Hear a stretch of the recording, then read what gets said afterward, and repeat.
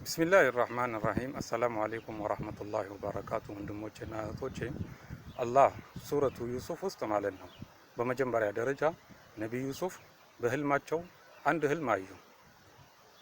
ይህ ህልም ማለት ነው 11 ኮከቦች ፀሐይና ጨረቃ ለሱ እንደሰገዱ በህልሙ አይተዋል። ይህን ህልም ለአባቱ ተናገረ ማለት ነው። እንዲህ ብሎ ነው የተናገረው፣ ያ አበቲ ኢኒ ረአይቱ አሐደ አሸረ ከውከበን ወሸምሰ ወልቀመራ ረአይቱሁም ሊ ሳጂዲን ብሎ ነው የተናገረው ማለት ነው። ታዲያ 11 ኮከብ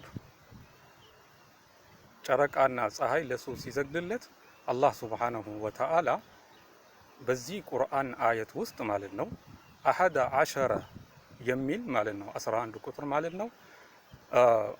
ፊደል በፊደል ብናየው አሊፍ ሀ ዳል 3 ዐይን ሺን ራ 6 ካፍ ወው ካፍ ባ አሊፍ ጠቅላላ ሲደመር 11 ቁጥር ይሆናል ማለት ነው። ስለዚህ አላህ ሱብሓነሁ ወተዓላ ወንድሞቼና እህቶቼ ይህንን ቁርአን ሲያወርድ በራሱ ሂሳብና ካልኩሌሽን ማውረዱን ያሳየናል።